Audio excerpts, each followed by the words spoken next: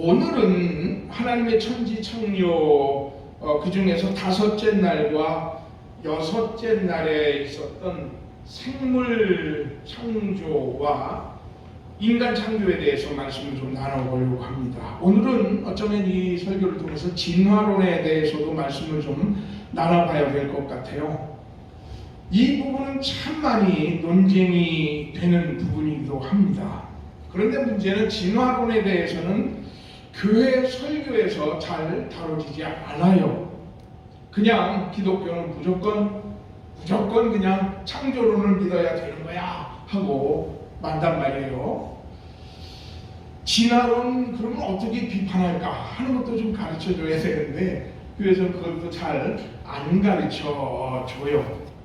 또 창조론도 그렇다고 해서 자세히 배우는 것도 아니거든요. 그래서 우리가 기독교 생활, 신앙생활을 하는 동안 우리는 우리들 안에서 심지어 진화론과 하나님의 천지 창조론이 종종 부딪히는 일이 발생이 됩니다. 하나님의 천지 창조 그리고 진화론, 천지 창조를 택할 것인가, 진화론을 택할 것인가, 이걸 좀 배우고 익힌 게 좀 딱딱하기는 하지만 오늘은 좀 제가 말씀을 드린 대로 재밌게 오늘 창조론도 좀 배워보고 진화론도 배워볼 수 있도록 그렇게 하겠습니다. 먼저 오늘 다섯째 날 창조에 대해서 말씀을 좀 나눠보죠. 참고로 잘 아시겠지만 하나님의 천지 창조는 엿새가 걸렸어요. 알고 계시죠? 그렇죠? 엿새가 걸렸어요. 그리고 제7일째는 하나님이 안식하셨다고 했어요. 그러니까 사실은 천지 창조의 과정은 7일로 보면 될 것 같아요.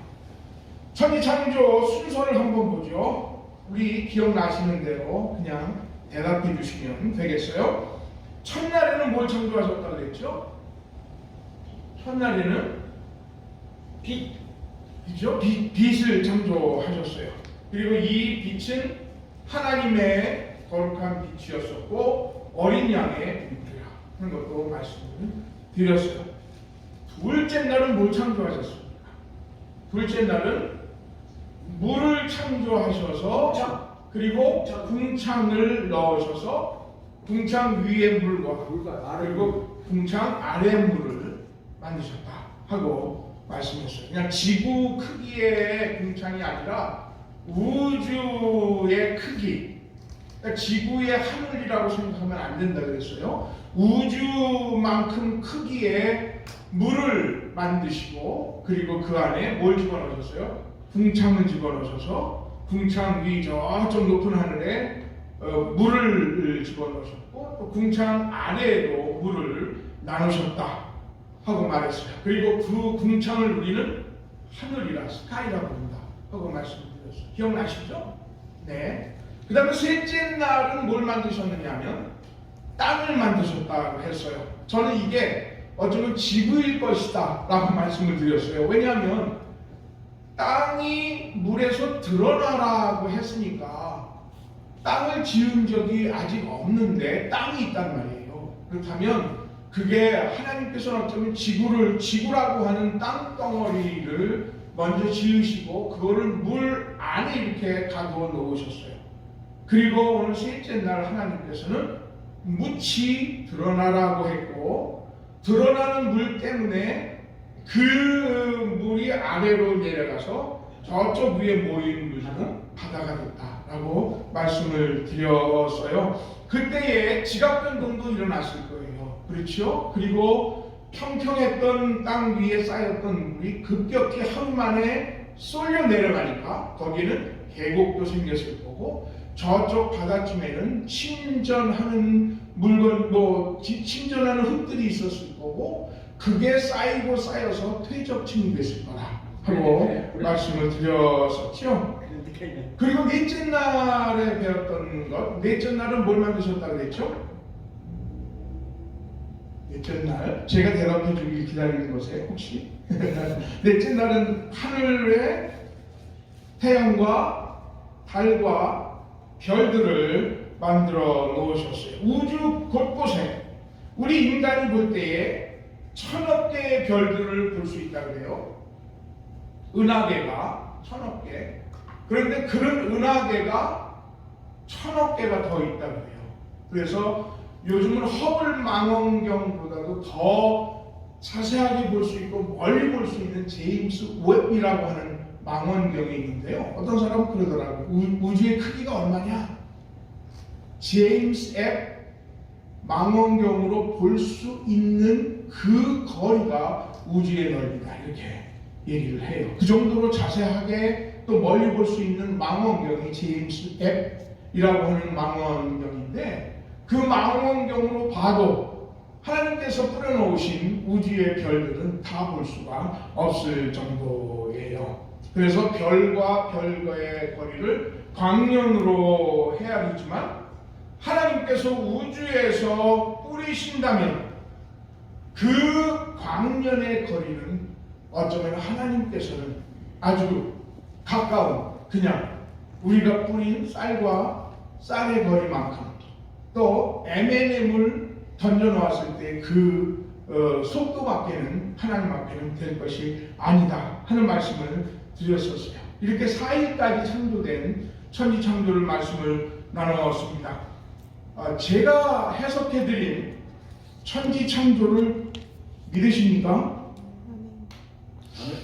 네, 아멘을 하셔야 제가 5일째로 가는데, 아멘 의미 없으면 또 다시 어디로 가야 될까요? 첫날로 또 다시 돌아가야 돼. 마치 레코드가 흠이 나가지고 노래 가다가 푹 다시 돌아가고 다시 돌아가는 일이 발생이 돼야 돼요.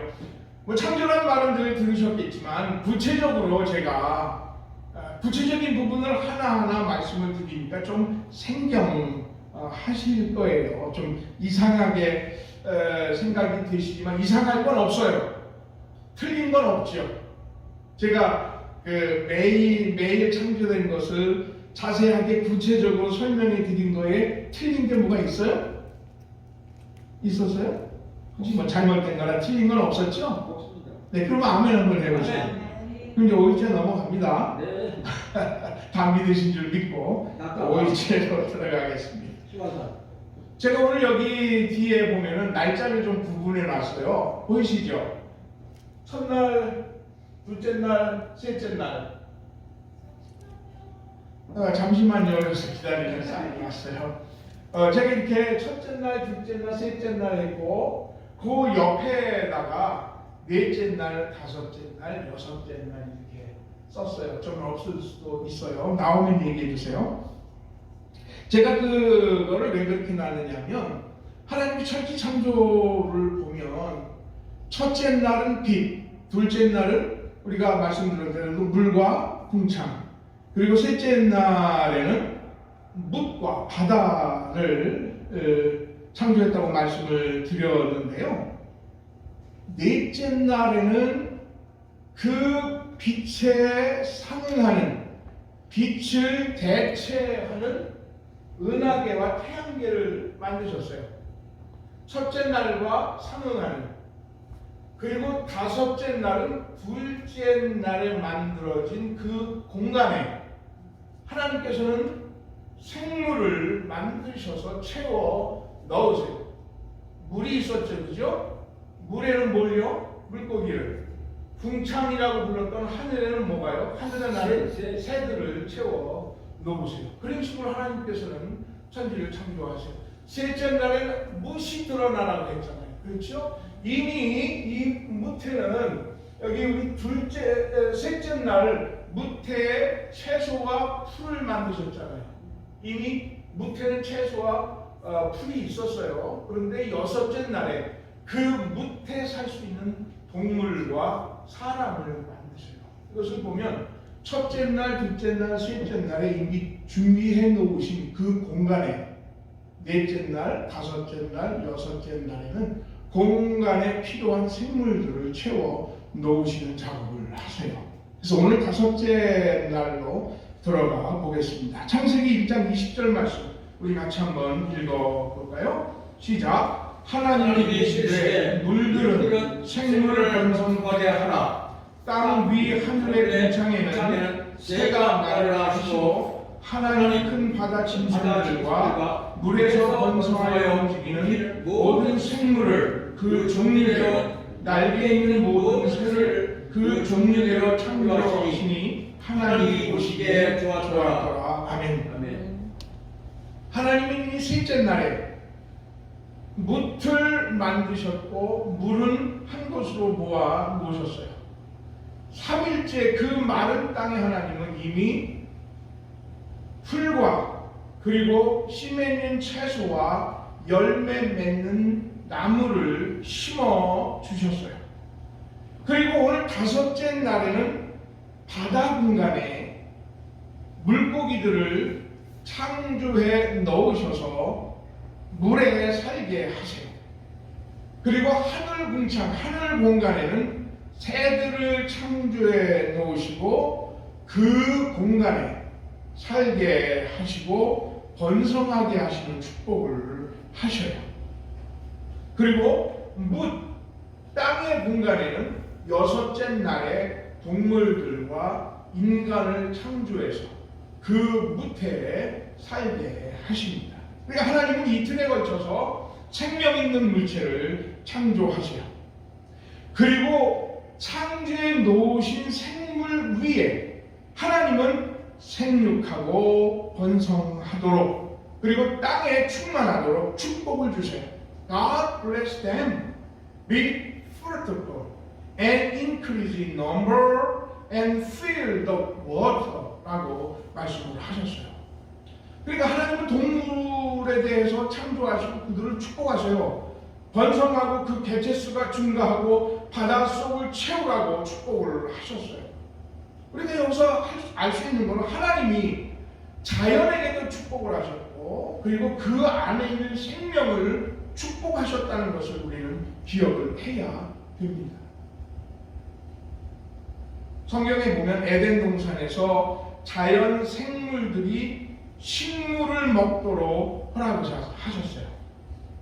그러니까 인간 역시 창세기 1장 29절에 보면은 에덴 동산에서는 각종 채소와 나무의 실과를 먹게 하셨어요. 범죄한 남자를 저주하실 때에 하나님이 뭐라고 그러시느냐면 땅의 소산을 먹는데 평생 수고를 해야 먹을 수 있겠다라고 했어요. 이것을 보니까 처음 하나님이 천지를 창조하실 때에 동물, 식물, 새들이 먹는 것은 뭐였어요? 주로 채소, 야채, 또 열매 맺는 나무의 과실 이런 것들을 먹게 하셨어요. 사람들도 역시 마찬가지예요. 사람들에게 채소를 주셨어요. 창세기 9장 3절에 한번 같이 읽어볼까요? 자, 같이 봅니다. 시작. 무릇 산 동물은 너희의 식물이 될지라 채소같이 내가 이것을 다 너희에게 주노라 했어요. 이 말씀을 보면 홍수 전까지는 동물이나 새들이 사람이 주로 먹었던 게 뭐예요? 채소예요. 먹거리가 채소였다라고 하는 것을 우리는 알 수 있어요.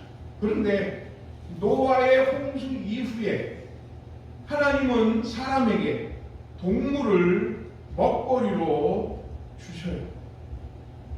그리고 그 이후에 동물들도 개체수가 부족하니까 먹을 것이 없었고 홍수 후에 채소도 급격히 늘어나지 않았기 때문에 사실은 동물들을 잡아먹는 양육 강식의 시대가 돌아오게 된 거죠. 동물이 그러나 우리에게 식용으로 허락이 되었지만 남해라든지 잔인한 학살을 해서는 안 돼요. 왜냐하면 동물들도 하나님의 축복을 받은 생물이에요.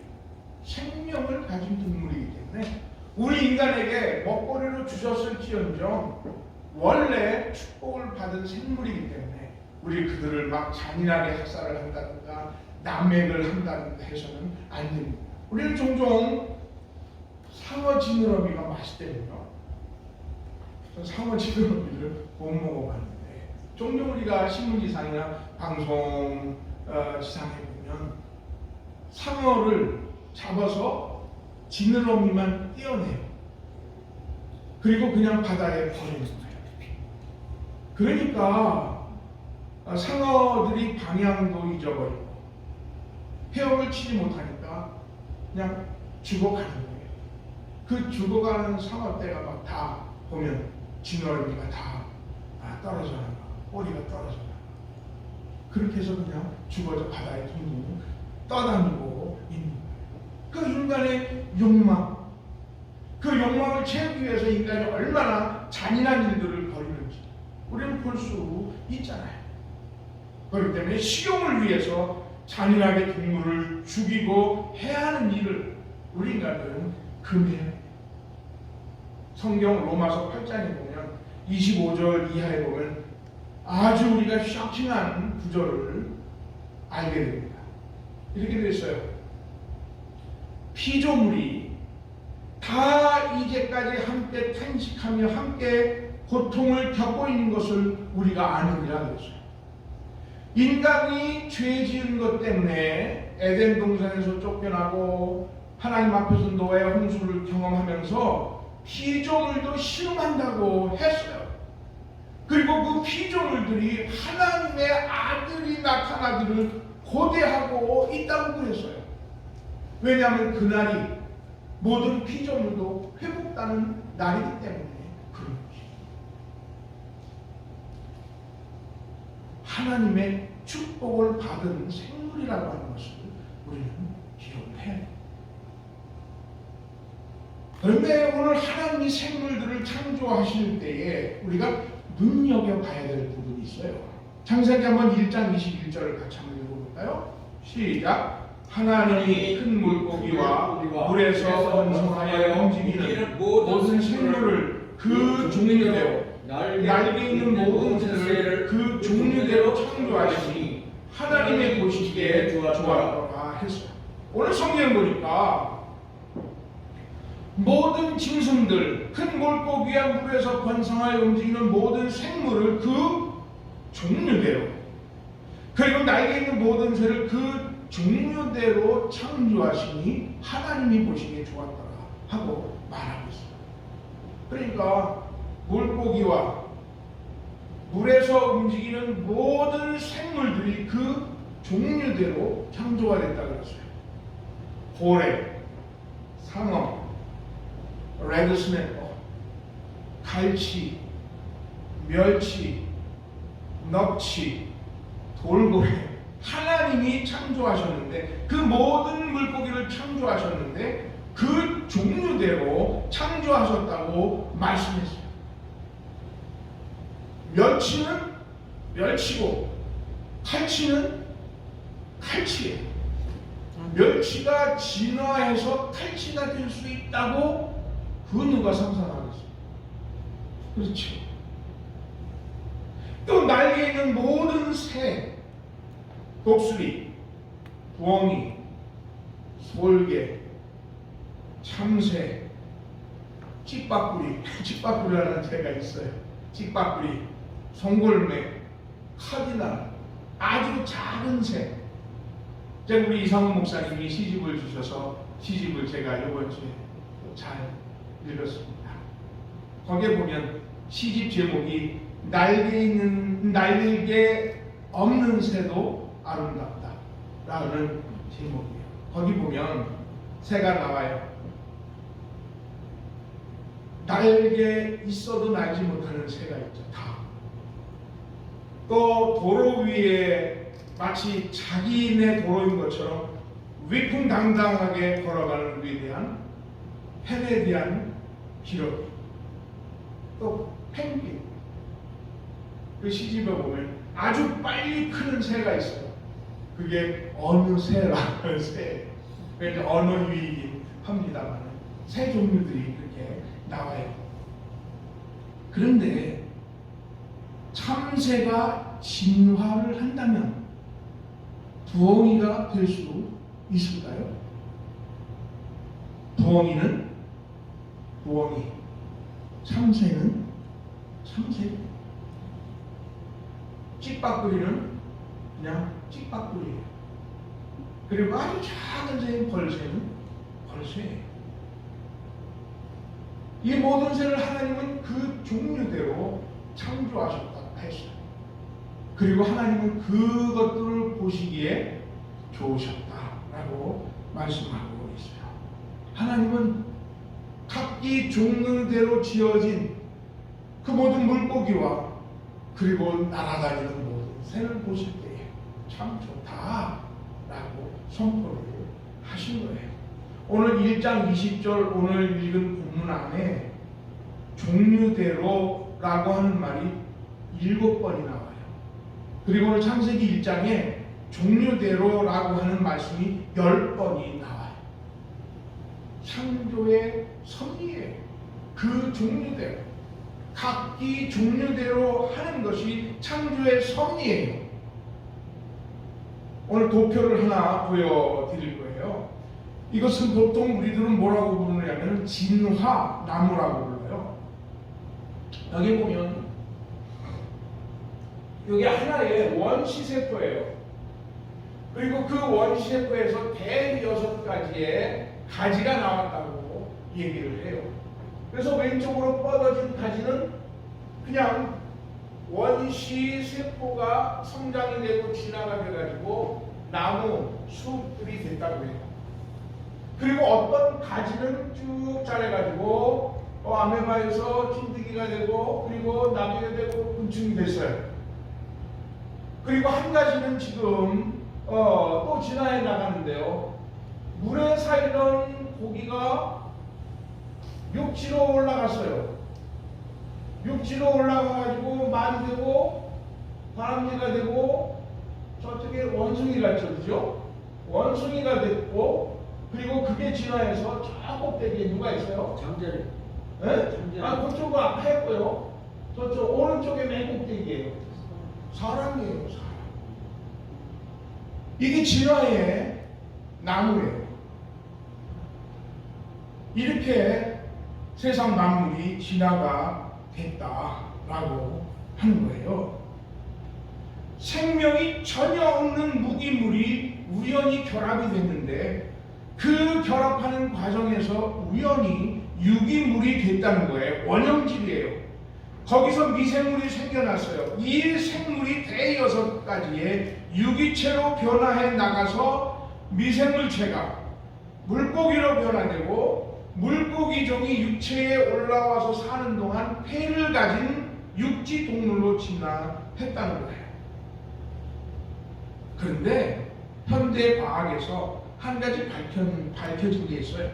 그게 뭐냐면 하나의 유기체에서 대6가지의 가지가 나올 수 없다는 거예요. 한 종에서 다른 종으로 변화할 수 없다는 거예요. 이미 1923년에 발표가 됐어요. 한 계통에서 발생되는 것은 계통 발생이 계속된다는 거예요. 그러니까 원숭이라고 하는 계통에서 발생되는 것은 그냥 그 계통에서만 발생이 반복된다. 원숭이로 나서 원숭이가 될 뿐이라는 거예요. 그게 다윈이 진화론을 발표한 지 50년도 채 되지 않아서 부정이 됐어요. 이런 거예요. 물고기는 아가미로 호흡을 하잖아요. 그렇죠? 물고기는 아가미로 호흡을 해요. 그래서 물속에 녹아있는 산소를 머금을 때에 아가미로 물은 보내고 폐 안으로 녹여진 그 물 안에 산소를 빨아들임으로 산다는 거예요. 근데 이 물고기가 육지로 왔어요. 그런데 육지에서 살기를 버둥치다가 폐가 있는 동물로 진화된다는 거예요.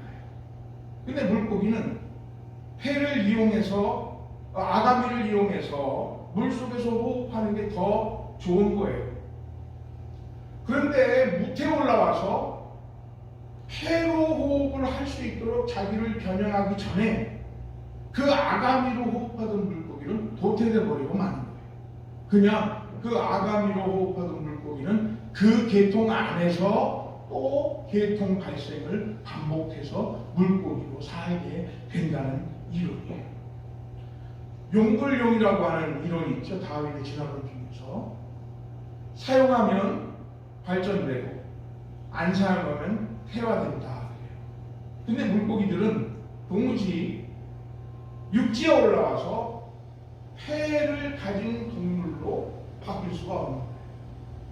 왜냐하면 무태에 나오면 죽어버리기 때문에. 동물로 발전할 수 없는 거예요.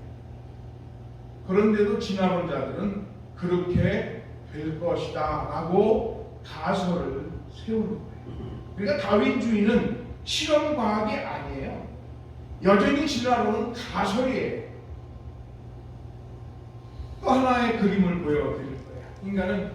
인간이 어떻게 진화됐는가를 보여주는 그런 도표예요.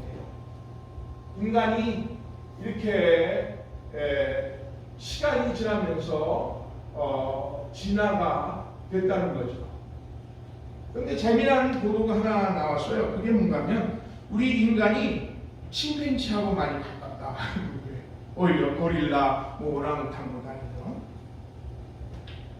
다윈의 진화론의 가장 중요한 이론은 뭔가 하면 어떤 종이 있어요. 아까 이런 각기 종류대로라고 했는데 그 종, 스페시스는 항구적인 속성을 갖지 않고 가변적이라는 거예요. 어떤 종이라는 게. 그러니까 그 종은 낮은 동물에서 고등 동물의 모습으로 진화한다는 거예요. 그러니까 인간은 고등한 원숭이에서 진화를 했다고 보는 거예요. 그러니까 다윈은 인간과 유사한 동물들을 깊이 관찰하면서 인간이 동물 조상의 후예다라고 하는 가설을 내놓은 거예요. 그래서 이렇게 시간이 지나가면서 오랑우탄, 또 고릴라, 그리고 보노보노, 침팬지, 그리고 사람으로 이렇게 고등동물을 조금씩 진화해 갔다라고 하는 그런 얘기예요. 조금만 더 말씀드렸습니다만은 많은 그 원인류가 있잖아요. 원숭이류, 고릴라, 침팬지, 보노보노, 또 뭐 오랑우탄 같은 여러 원숭이류가 있는데 우리 인간은 DNA가 침팬지하고 가장 가깝대요. 그게 2006년에 우리 조지아텍의 교수로 왔던 한인 교수가 있었는데요. 이수진 교수가 발표를 했어요. 그런데 가장 큰 문제점은 뭐냐면 이렇게 진화하고 있는데 원숭이에서 인간으로 진화한 결정적인 그 중간체가 화석으로나 어떤 동물로 나타나지를 않는 거예요. 지금까지 발견된 모든 화석들은 인간의 화석이거나 원숭이의 화석인 거예요. 그 중간에 어떤 사람 같기도 하고 원숭이 같기도 하는 원숭이에서 사람으로 변하는 그 중간체의 화석은 지금까지 발견이 된 적이 없는 거예요. 또는 다른 생물의 진화를 설명할 때도 마찬가지예요. 공룡에서 현대의 동물들을 추측하는 단계도 역시 마찬가지잖아요. 그렇죠? 익룡이 날개 있는 공룡이 있어서 그 공룡이 결국은 우리가 현대에 보는 새들로 진화했다라고 보는데 그 중간에 있는 중간 개체가 화석으로 발견된 적이 없어요. 추측일 뿐이에요. 유사성만을 보고 그랬을 것이다라고 추측한 가설일 뿐이에요. 근데 저는 믿을 수 없는 이유가 또 한 가지가 있어요. 제가 목사로도 안 믿지만 스포츠를 좋아하는 저 개인적으로도 진화론을 믿지 않아요. 스포츠 경기 중에서 가장 고등한 스포츠를 꼽으라면 저는 야구를 꼽아요. 지금 이제 야구 시즌이 막 시작이 됐어요. 시즌 오픈 안 됐고 아직 지금 시범 경기 중인데 이 야구라는 공의 경기는 공 하나하나, 그리고 또 그 배팅하는 타이밍, 그 한순간 한순간이 얼마나 정교한지 몰라요. 다양한 작전이 펼쳐지는데요. 인간이 구한한 가장 높은 수준의 스포츠가 야구 경기예요. 그런데 원숭이는 결정적으로 몇만 년이 지나도 야구를 개발할 수 없습니다. 그래서 원숭이는 인간의 조상이 될 수 없어요. 원숭이는 몇만 년이 흘러서 자기네들끼리 진화한다고 하더라도 야구 경기를 만들 수가 없어요. 그 정도로 이 야구 경기는 인간이 구하는 가장 최고의 스포츠거든요. 성경은 동물 창조에 대해서 이렇게 말합니다. 하나님이 그 종류대로 만드셨다. 믿으십니까? 네. 하나님이 그 종류대로 만드셨다.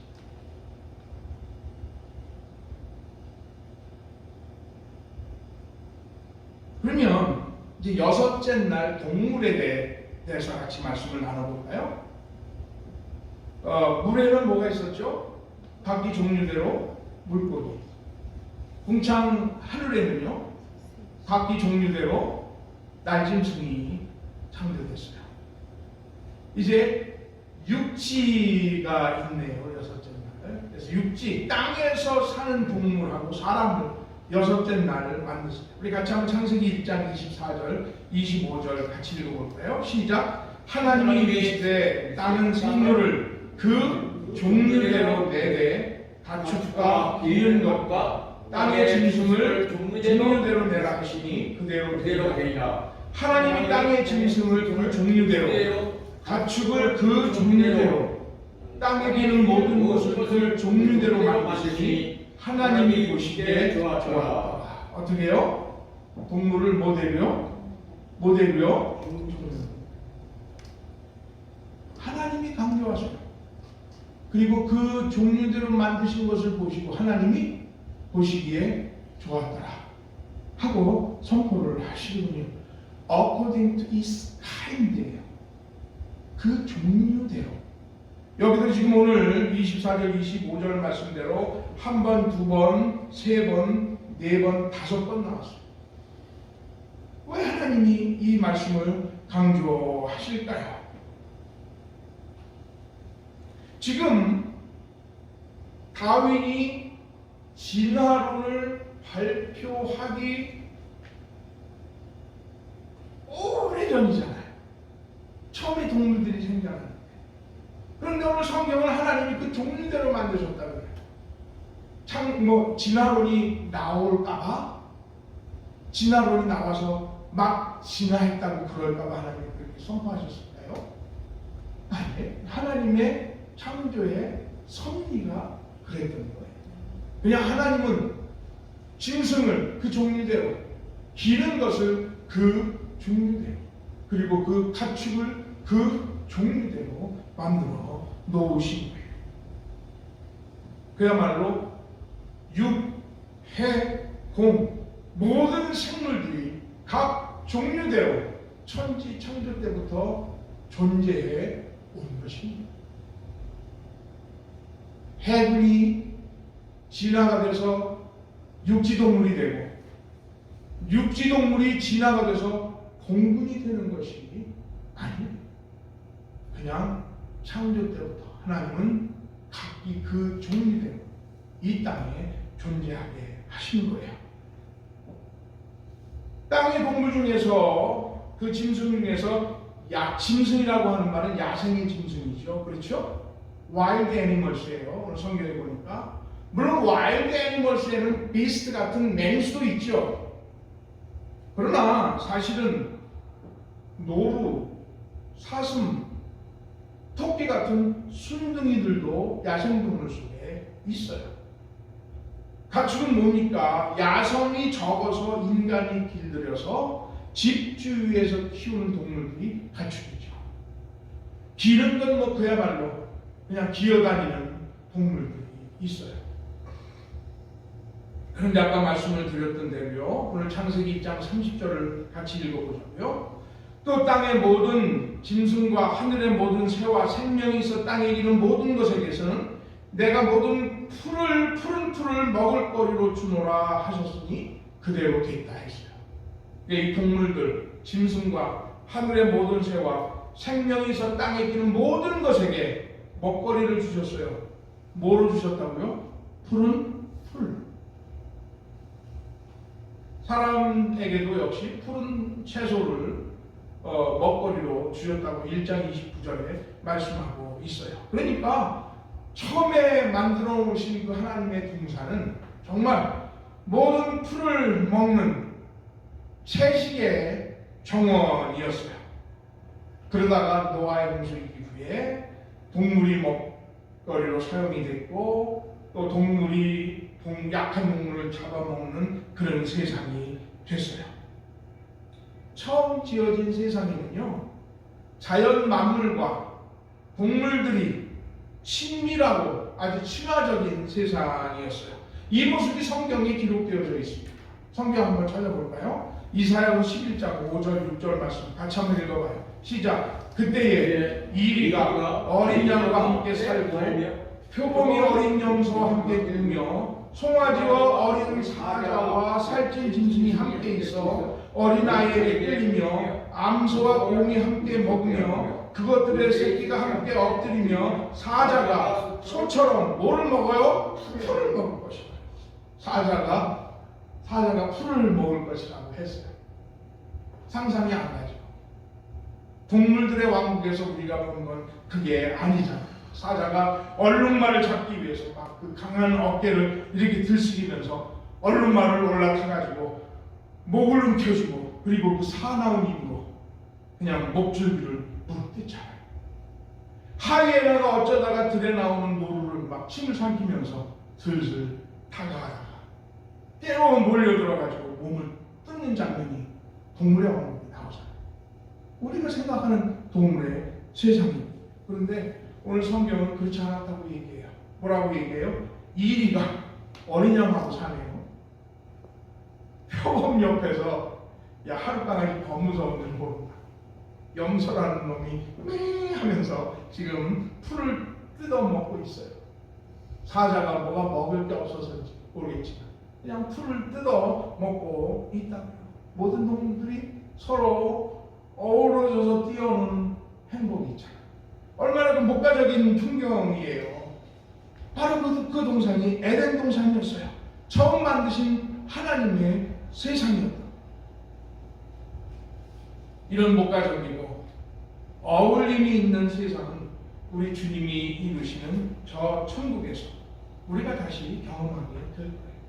이 이사야에 있는 이 말씀은 우리가 저 하늘나라에서 우리가 보고 경험할 아름다운 목가적인 풍경인 거예요. 그리고 이 풍경은 이미 에덴 동산에 존재했던 거예요. 그런데 이 창조의 아름다운 스토리를 깨고 회방 놓는 이론이 있어요. 그게 뭡니까? 바로 진화론이에요. 진화론은 전혀 생명이 없는 무기물이 우연히 결합해서 유기물이 됐고 미생물이 생겨나서 이리저리 진화해서 이루어놓은 세상이라고 생각하는 거예요. 물고기가 파충류가 되고 그리고 파충류가 그렇게 날개를 소망하는 거예요. 그래서 파충류에서 날개가 생겼다는 거 아니에요.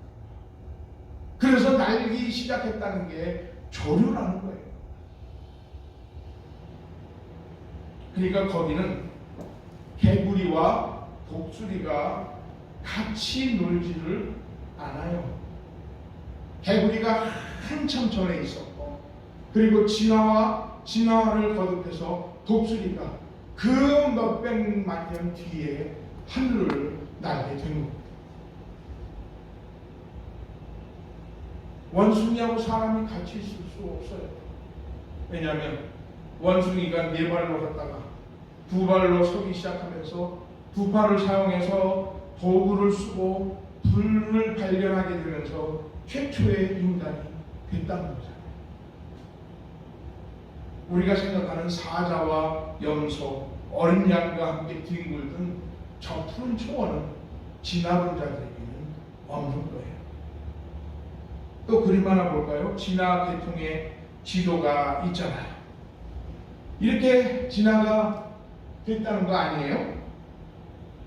그런데 성경은 뭐라고 얘기해요? 종류대로 물의 생명, 하늘의 새, 땅의 동물들 창조하실 때마다 어떻게 해요? 그 종류대로 창조했다라고 얘기를 해요. 사자는 사자로, 고양이과로, 양은 양으로, 원숭이는 원숭이로, 그리고 사람은 사람으로 지어진 거예요. 그래서 제가 다음 그림에는 그 밑에 진화 도표의 밑을 잘라봤어요. 잘라봤더니 어때요? 진화의 지도가 있어요? 없어요? 없죠. 그냥 각기 종류대로 존재해 있던 거예요. 오랑우탄, 침팬지, 사람, 또 고릴라, 보노보노, 보니보니 존재해 있던 거예요. 밑을 자르니까 이렇게 서로 종류대로 존재해왔던 동물들이 이 세상에 있게 된 거라고요. 결정적으로 시간이 많이 지났지만은 유명한 그 과학 작가였던 데이빗 콴맨이라고 하는 사람이 2018년에 책을 하나 썼어요. 뒤엉킨 나무라는 책이에요. 근데 거기에 보니까 이 콴맨이라고 하는 사람이 이런 말을 했어요. 만약 생물들이 유전자를 교환했다면 정보의 공유는 진화 쪽보다는 지적 설계에 더 가까운 것이다. 생명나무는, 그 생명나무라는 말은 진화의 나무예요. 진화의 나무는 벌써 뒤엉켜 있고 어떤 가지들은 절망적이어서 가시덤불이 됐다라고. 진화론자들의 설명대로 유전자들이 서로 정보를 교류하면서 진화되고 진화됐다면 이 진화의 나무는 이미 뒤엉켜 있고 그리고 어떤 가지는 이미 가시덤불이 됐을 것이다 라고 진화론을 비꼬는 말씀이에요. 다음 주에도 말씀을 드리겠습니다만은 결정적으로 진화론이 설명할 수 없는 게 있어요. 그게 뭐냐면 여섯째 날 창조 때 하나님이 인간을 창조하세요. 아담과 하와를 만드시는데 성경을 보면 인간은 각기 종류대로 창조한 동물 중에 있지 않아요. 그렇죠? 그 동물들 중에 인간이 있지 않잖아요. 각기 종류대로 만들었다고 하는 그 말씀입니다. 왜냐하면 하나님은 동물을 창조하시는 방법과는 전혀 다른 방법으로 인간을 창조하셨기 때문에 그런 거예요. 진화론은 다른 종에서 인간이 진화되었다고 봐요. 원숭이 같은 그 진화된 그 존재는 200만 년 전에 이 지구상에 있어 왔대요.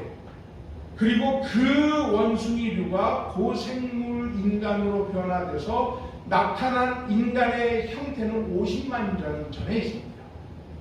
그러니까 50만 년 전에 있었던 동물이 지금 진화해서 오늘과 같은 사람이 된 거예요. 그렇다면 아담 주변에는 많은 진화된 인간 같은 인간이 있었겠죠. 그죠?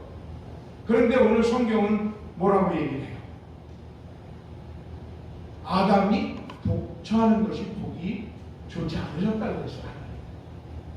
아마 아담은 만약에 진화론대로 말한다면 아담은 그 주변에 인간으로 진화된 여자 같은 인간이 그 주변에 있었을 거예요. 그죠? 또 아담같이 변한 어떤 인간 같은 그런 진화된 인간이 있었겠죠. 그죠? 그런데 성경은 뭐라고 얘기하느냐면 하나님이 아담이 독처하는 것이 보기 안 좋으셨다고 했어요. 그래서 인간 닮은, 결국은 하나님의 모양과 하나님의 형상을 닮은 아담의 모양처럼 생긴 여자를 만드세요. 그리고 아담에게 데려왔어요. 그랬더니 아담이 그제서야 찬가를 부릅니다. 이는데 살 중에 살려내 뼈 중에 뼈로다 하고 노래를 그리고 생육하고 번성하라고 하셨지만 만물을 통치하라 그리고 만물을 정복하라 하고 하나님께서 말씀하셨어요. 에덴 동산에는 인간 종류는 아담밖에 없었고요. 그리고 하나님은 하와를 인간의 종류로 만들어서 아담에게 붙여 주신 거예요. 우리는 하나님의 특별한 행동으로 만들어졌어요. 하나님의 형상을 따라 하나님의 모양을 따라 지음을 받은 하나님 닮은 피조물이 우리 인간인 줄 믿으시기를 바랍니다. 엄청난 축복을 가지고 이 세상에 창조된 나라는 사실을 잊지 마세요. 우리 사람의 가치는 어떤 이 세상의 동물과 달라요. 나의 인간으로서의 고귀한 가치를 동물처럼 바꾸지 마시기를 바랍니다. 나를 통과해서 비춰진 저 햇빛의 그림자가 이러고 있다고 생각하세요? 이러고 있다고 생각하세요? 아니에요. 햇빛을 비춰서 나를 통과해서 비친 저 뒤에는 하나님의 영광과 하나님의 형상과 하나님의 놀라운 축복이 비치고 있다는 사실을 믿으시는 성도들 될 수 있기를 주님의 이름으로 간절히 축원합니다. 간절히 축원합니다. 기도하겠습니다. 하나님 감사합니다. 창조와 진화에 대해서 너무 간단하게 말씀을 나눴지만 우리는 분명히 믿습니다. 나는 원숭이에서 진화된 인간류의 후예가 아니라는 사실. 우리는 거룩한 하나님의 형상과 전지전능하신 하나님의 모양을 따라 지음받은 오로지 하나의 인간이라는 사실을 우리는 분명히 믿습니다. 그게 나의 모습이고 나의 삶의 축복이라는 사실을 분명히 믿습니다. 그렇게 그 하나님이 나를 오늘도 찾으시고 내게 복 주시기를 원하시고 나를 붙잡아서 하나님의 사람으로 이끄시는 줄 믿습니다. 그 하나님의 은혜 가운데 살아가는 저희들 되도록 축복해 주옵소서. 예수님의 이름으로 간절히 기도드리옵나이다. 아멘. 찬송 하나님 앞에